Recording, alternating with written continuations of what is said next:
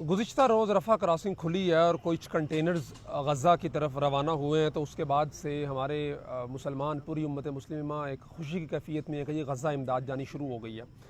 हालांकि हकीकत कुछ और है और ये हकीकत हम नहीं बयान कर रहे बल्कि ख़ुद गज़ा के अंदर जो लोग मौजूद हैं वो बयान कर रहे हैं। ये ट्वीट है अनस शरीफ का जो अभी 30 मिनट पहले उसने किया है, जिसने लिखा है कि humanitarian add has reach social media feeds but not Gaza itself. कि सोशल मीडिया पे आपको बहुत नज़र आ रहा होगा कि एड आ रही है, सामान आ रहा है, लेकिन हकीकत में गज़ा नहीं पहुंच रहा। उसकी वजह यह है कि गज़ा में पिछले 150 दिन से मुहासरा था, कोई पानी की बूंद और खाने का एक पैकेट अंदर नहीं जा पा रहा था। 150 दिन के बाद कल रफ़ा क्रॉसिंग से सिर्फ 73 कंटेनर गए हैं और जो जहाज़ों से सामान गिरने की वीडियोज़ आ रही हैं वो मुश्किल 4 से 5 कंटेनर्स का वो सामान है। लेकिन ये सामान भी जो गया है या ऊपर से गिराया गया है, इसमें इतनी बदनज़मी थी। वो जो सामान गिरा है वो तो गिरा ही इसराइली फ़ौजियों के कैंप के अंदर है। वहाँ जो लोग लेने के लिए गए हैं बहुत कम को मिला है, कुछ उन फ़ौजियों ने लूट लिया है, बाकियों पे गोलियाँ चलाई गई हैं। और ये सामान भी जो है इतने बेहंगम तरीके से तकसीम किया गया है कि सामान लेते हुए लोगों की अमवात हुई हैं, सामान ज़ाया हुआ है। मुझे खुद बताएं, जहाँ पे 150 दिन से कुछ भी ना जा रहा हो और भूख की वजह से 100 से ज़ायद मासूम बच्चे मर चुके हों, वहाँ पे सिर्फ 73 कंटेनर जाएँ।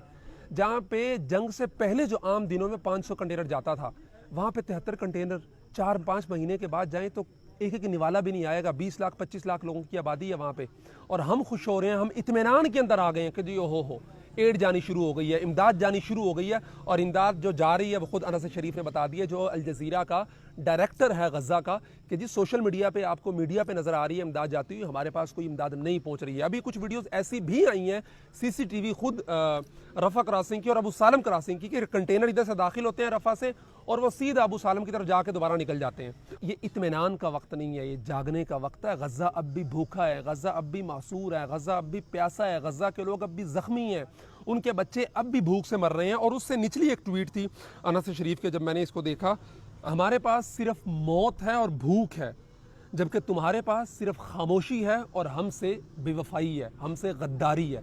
तो ये वक्त सोने का नहीं है, इत्मीनान का नहीं है कि जनाब इमदाद जानी शुरू हो गई है, हम सुकून से बैठ गए। ये वक्त जागने का है और ख्वाबे गफलत के मज़ों में सोए हुए हुक्मरानों को भी जगाने का है। मिस्र के अंदर क्या हो रहा है? मिस्र में अवाम का लावा फट पड़ा है।